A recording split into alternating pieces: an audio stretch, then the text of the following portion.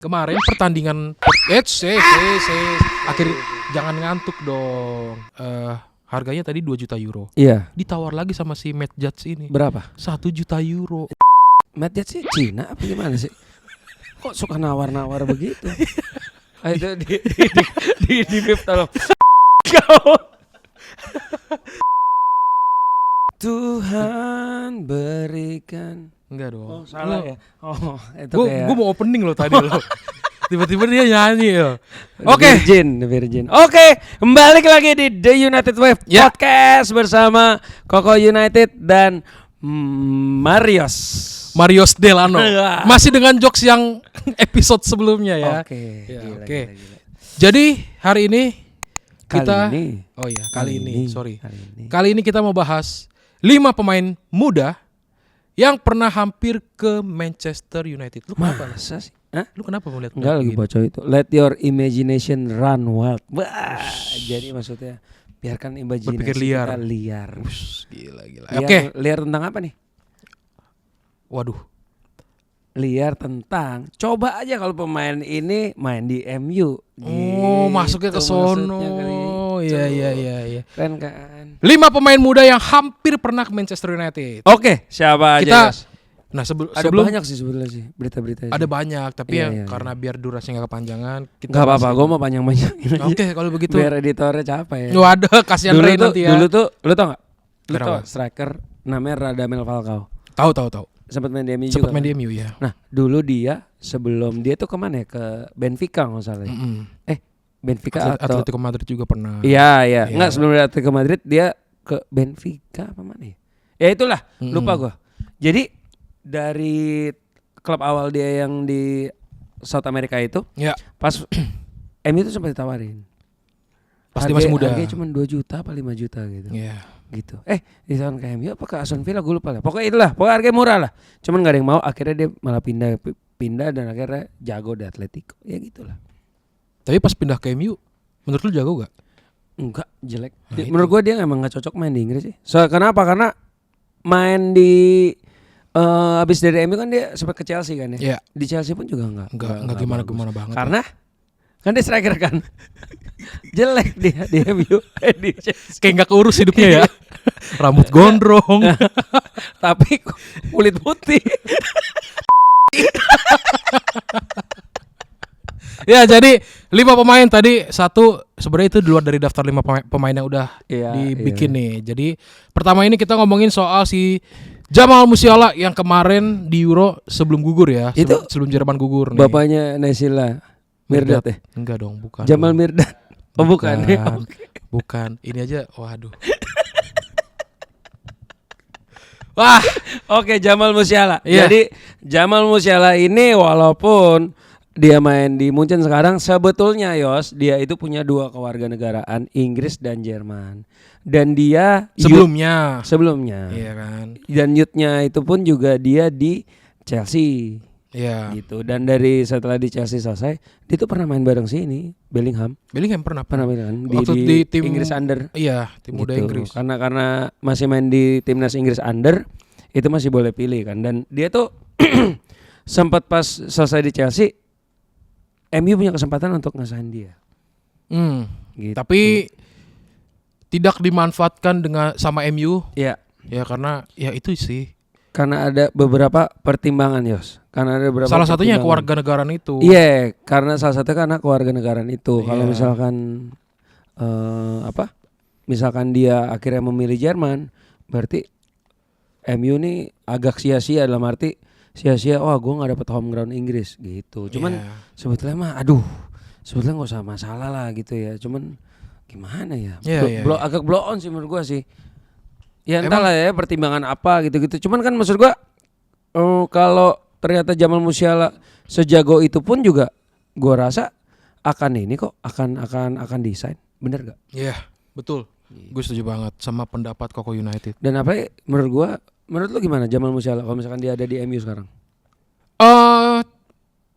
Kalau misalnya berarti hitungannya itu masih zamannya Ole. Ya, zamannya Ole. Zamannya Ole kan. Tapi kan yang rekrut pemain muda bukan Ole, yang rekrut pemain muda kan tim. Betul. Gitu. Cuma mungkin nasibnya bisa kayak Greenwood. Waktu Greenwood masih aktif di MU. Waktu dia masih dilatih Ole. Mungkin nasibnya bisa kayak gitu. Cuma saat itu kan memang Ole juga tidak banyak mendapat dukungan dari manajemen. Iya. Ya kan? Betul. Karena ada Ole ini pinter juga sebenarnya. Kenapa? Dia kayak pemain Erling Haaland. Iya. Kan sempat dia latih juga kan. Betul, Erling Haaland pun udah direkomendasiin ke manajemen, manajemen nggak mau, benar, ya kan. benar. Sama kayak ini zaman Iya, ada waktu itu ada banyak ya yang zaman ada. Ole tuh pengen desain yang kita baru tahu sekarang. Iya. Jadi ke MU. Gitu. Iya, itu. Ya menurut gue itu makanya kan sama kayak Bellingham juga. Betul, itu kan? lah makanya betapa kita butuhnya tuh fondasi internal yang kuat. Itu terjadi karena menurut gua kalau soal keluarga negaraan doang yang double, menurut gua itu antara Inggris Jerman, menurut gua itu terlalu receh. Tapi menurut gua lebih ke pencari bakatnya MU kurang oke aja sih. Iya. Iya kan. Jadi nggak ada kalau yang gue lihat nggak ada satu visi misi nih antara manajemen sama pencari bakat nih. Iya, ya betul, kan. Betul. Dari pencari bakat pencari bakatnya udah dapat nih. Ini pemain ini berpotensi nih. Ya, umurnya masih muda. Tapi dari manajemen nggak mau. Ya gitu. Kayak gitu. Ya gitulah. Emang nggak sevisi aja. Gitu. Ya. Atau yang mau mencari bakatnya ya blow on. Cuman yang ini mencari bakatnya si Andreas Herman kan. Andreas Herman. Gitu. Ya oke lah. Cuman ya udahlah. Sudah berlalu ya udah. Ya sudah. Cuman kalau menurut gua kalau misalnya Musiala sekarang ada di United, Mason Mount gua rasa nggak akan. Setuju. Nggak akan dibeli. Nggak akan dibeli. Karena posisi dia ini kan bisa di belakang striker. Iya. Dan bisa di posisi kiri sama kanan juga bisa. Iya. Betul. Dan kalau Musiala udah diambil, kayaknya kita nggak pusing tuh kekurangan pemain kanan. Iya. Gitu. Dan Anthony gue rasa juga nggak akan dibeli. Cuman ya udahlah, sudah berlalu. Nasi sudah jadi bubur. Ya. Tinggal kita kasih ayam, kasih kacang, kasih minyak babi kalau enak. Waduh. Enak loh, enak kan? Oh iya. Lah, lu kan makan. Iya. Lu kan Samuel belakangnya. Iya. Bukan. Bukan. Ayo itu di bip tolong. Oke. Nama yang kedua ini adalah Pedro Neto. Ya. Gitu. Jadi udah net nih ya. Udah net harganya. Gak bisa kurang, gak bisa lebih. Gak bisa kurang, gak bisa lebih. Bersih nih orang nih. Bersih. Jadi 7 tahun lalu itu Pedro Neto itu sempat dikaitin sama Manchester United. Iya. Tapi baik lagi, manajemen tidak mau. Iya. Itu. Gitu. Oh, enggak. Bukan. Kalau yang Pedro Neto ini Yos. Gagal karena ini Yos. MU udah mau. Cuman MU tuh kelamaan ngirimin apa? Penawaran. Ya itu kan balik lagi ke manajemen. Sama Iya. Enggak, maksud gua dikasih tahu. Oh iya. Jangan sesimpel karena manajemen tolol ya. Iya. Kita mesti kasih tahu juga karena apanya. Oh, gitu. Keren. Iya, gue tuh selalu pengen mengedukasi. Bukan sama gue pun gitu kayak, ya karena apa gitu, karena apanya. Yang detail lah, jangan main asal. Betul. Gitu. Iya. Gitu kan. Jadi memang jadi MU udah mau, cuman gara-gara telat ngasih. Berarti ini kasusnya kayak penawaran. Kayak De Gea waktu itu lu. Iya. Kalau De Gea tuh kan dikirimnya pakai fax gitu. Iya benar. Cuma kalau gitu gak sengaja menurut gue. Coba De Gea waktu itu jadi ke Madrid. Berarti kerjanya lambat berarti manajemen ya? Udah nemu CL dia tuh. Iya. Iya benar. Mana ya udahlah. Terus ya jadi ini gara-gara telat ngasih penawaran. Cuman ya sudahlah. Dan di Wolves ini kan sekarang dia jadi bintangnya nih. Sayap kanan. Iya kan? Pemain Portugal nih. Gitu. Iya. Dan Portugal lagi nih. Portugal lagi. Menurut gua sih kalau dia waktu itu 7 tahun lalu berarti ya. 7 tahun lalu tuh berarti 2017 ya. Berarti kalau 7 tahun lalu dia datang ke MU, ya berarti sekarang kemungkinan Amad Diallo nggak ada, sama si Anthony pun nggak ada gitu. Dan ya kalau Mason Greenwood nggak bermasalah ya mungkin dia Mason Greenwood sama Pedro Neto udah tuh. Iya. Di sisi kanan. Udah di kanan itu. Betul. Tapi sekali lagi sudah berlalu ya. Sudah berlalu. Mau ulangin lagi tuh nasi sudah menjadi bubur pakai kacang. Enggak. Ini ibaratnya kalau sekarang Indomie udah apa?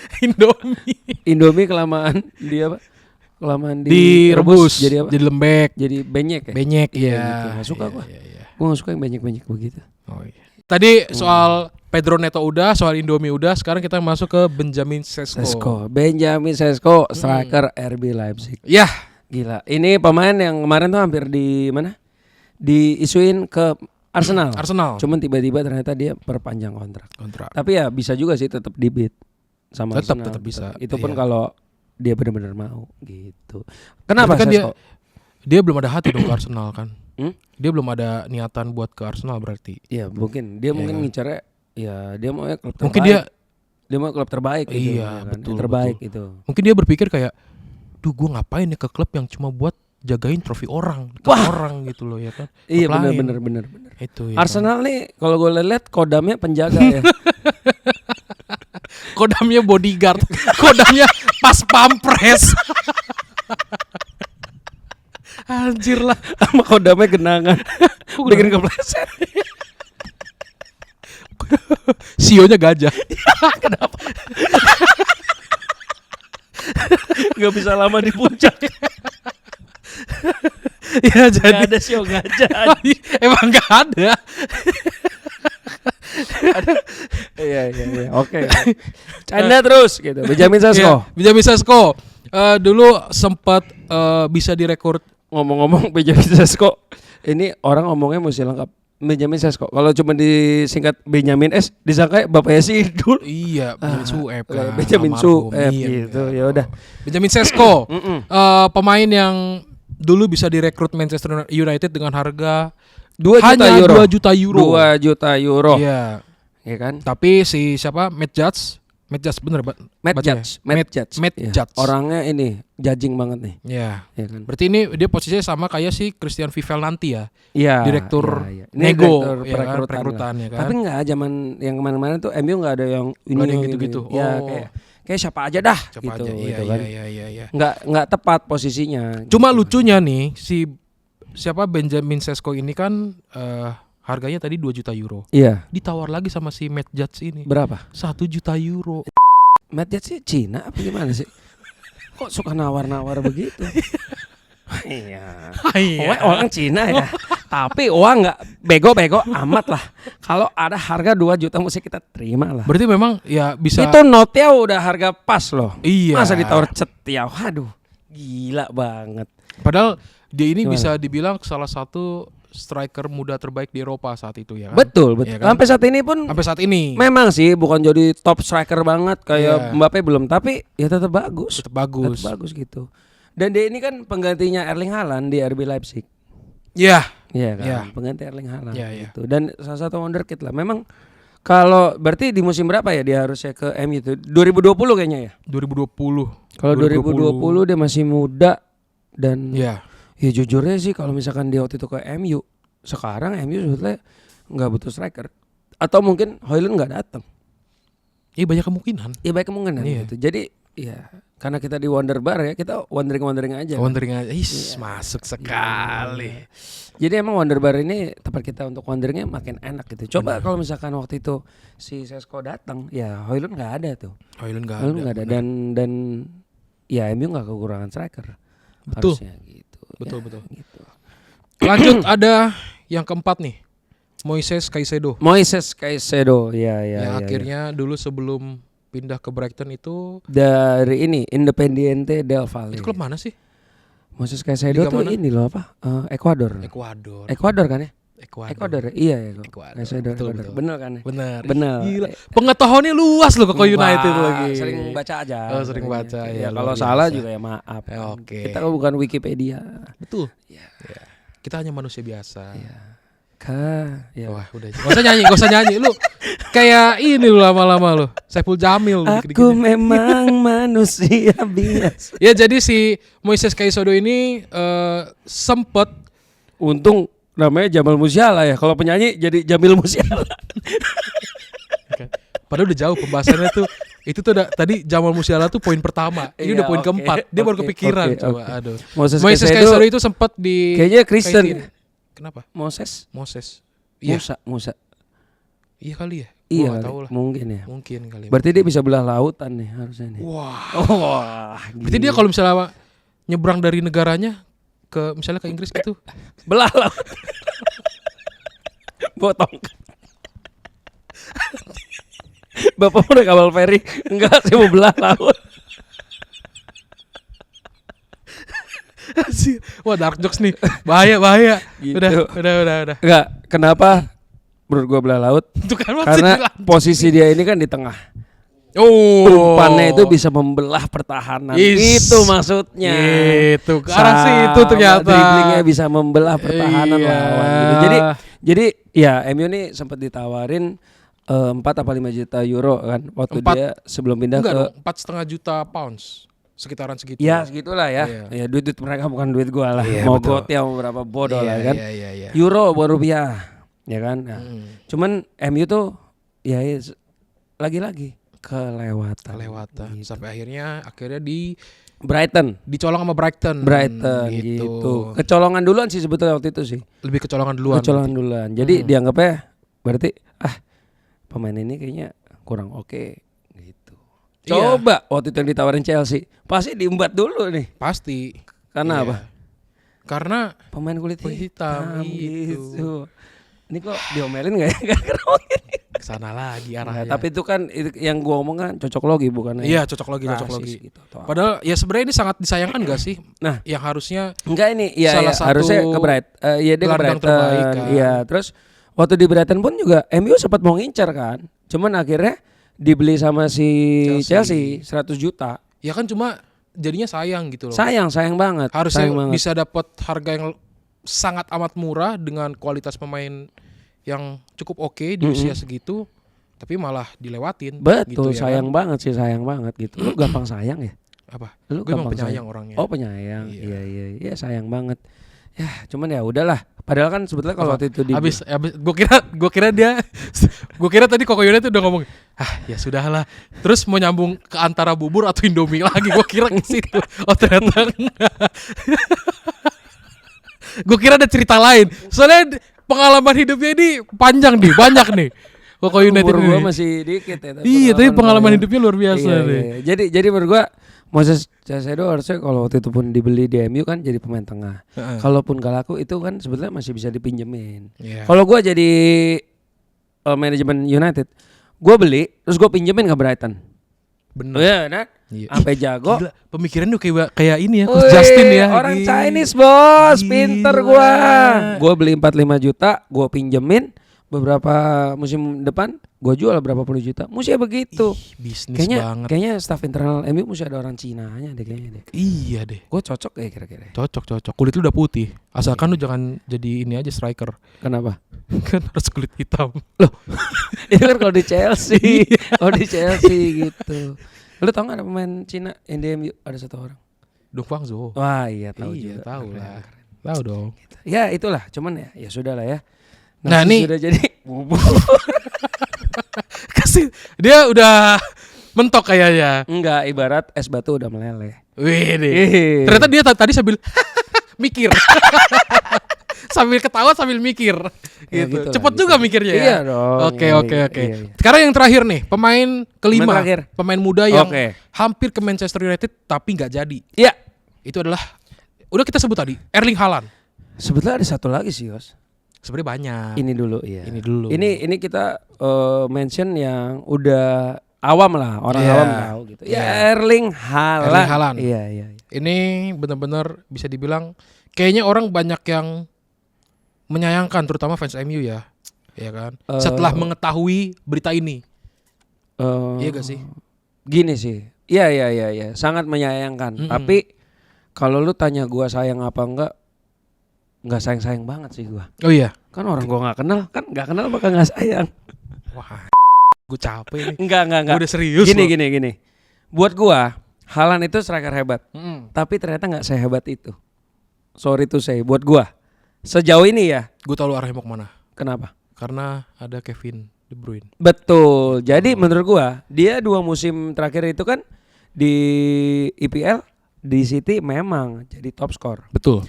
Tapi musim pertama sama musim kedua itu sangat-sangat berbeda gitu dan Kontras. berbeda banget gitu. Iya. Memang gini loh.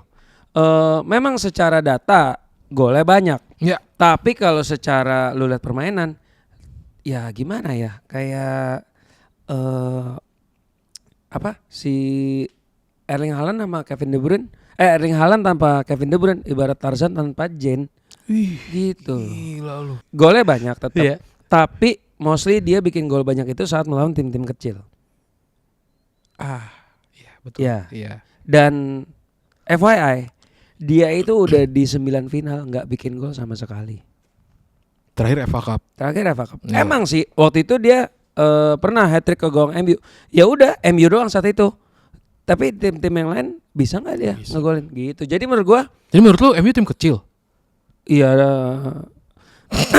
Lu tadi salah ngomong lu. Enggak, bukan tim kecil.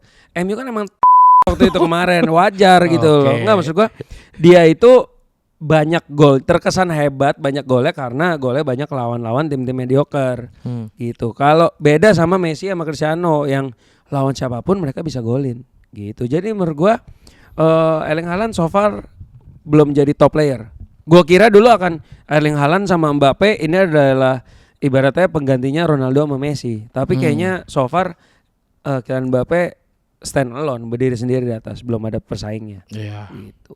Dan dia nggak bisa jadi game changer, nggak bisa jadi pembeda gitu loh. Bahkan lawan MU aja 2 pertandingan terakhir dia bisa golin juga gara-gara si Amrabat waktu itu blunder kan.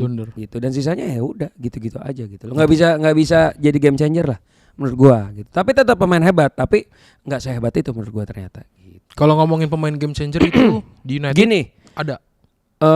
Gini, kalau lu ngomong sayang apa enggak, Erling Haaland kalau waktu itu desain ke MU tergantung pelatihnya. Iya. Kalau misalkan kebutuhan pelatih. Kalau misalkan pelatihnya kayak Pep, ya oke. Tapi kan balik lagi Pep itu juga butuh KDB untuk supply dia. Gitu. Ya maksud gua tergantung lah. Pemain kita punya Bruno Fernandes. Ya Bruno Fernandes itu waktu yang zaman Ole kan golnya paling banyak. Iya. Bruno kan. Iya. Nah coba kalau ada Haaland di depan, bisa jadi Bruno yang nggak bersinar. Tapi kan berarti posisinya Bruno kan jadi menggantikan KDB.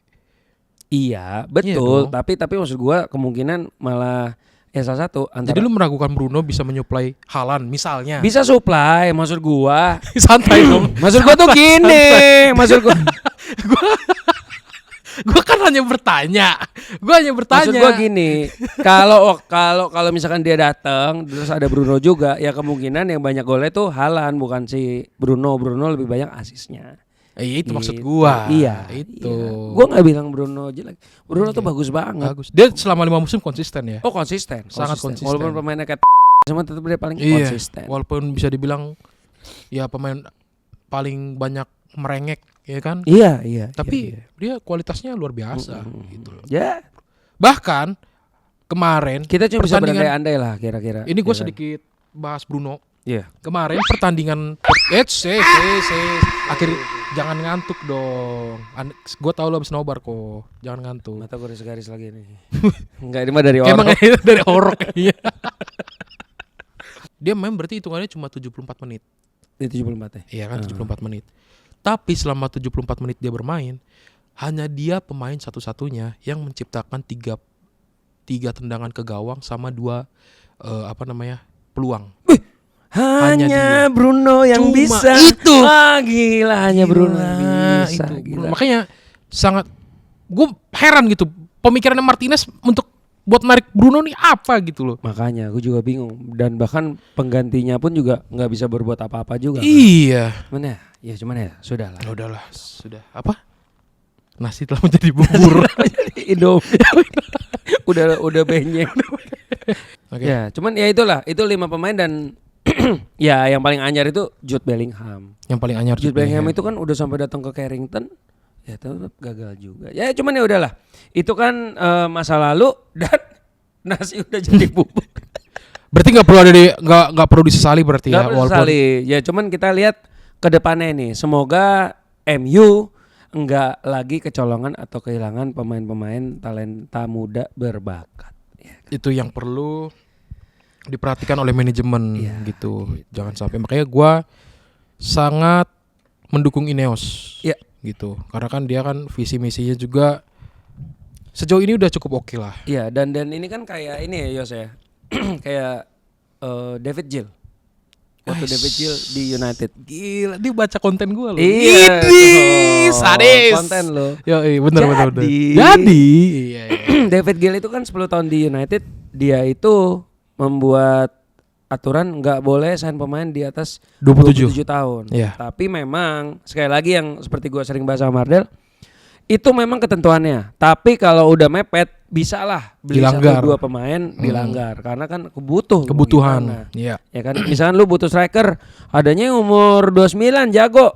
Iya. Dibanding lawan yang umur 25 tapi bego. Ya udah mendingin 29 dong. 29, Iya, betul. yang pasti-pasti aja lah. Betul. Buat MU kok coba-coba. Iya kan. bener. Gitu. Jadi Iya. di David Gill itu kan selama 10 tahun dia itu kan enggak mau sign pemain di atas 27, tapi dia sign 3 pemain yang Di atas di 27. atas itu. Coba Iya. sebutin siapa yang pertama? Van der Sar. Van der Sar. Kenapa waktu itu dia beli Van der Sar? Karena di saat itu MU tuh kipernya tuh sih, bukan biasa aja lah. Si Tim Howard itu kan. Iya. Dan emang nyari kiper, yang kebetulan ada Van der Sar. Ini Yeah. sih menurut gue ini kejeliannya dia sih. Karena waktu itu Van der Sar umurnya udah 35 dan 35. main di Fulham loh. Main di Fulham ya. Jadi setelah dia dari Ajax ke Juve terus main di Fulham, wah biasa aja, cuman dilihatnya ada potensi, akhirnya desain. Dan emang kebetulan waktu itu back MU juga bagus sih. Bagus. Ada Vidic sama Ferdinand. Iya. Terus yang kedua Michael Owen.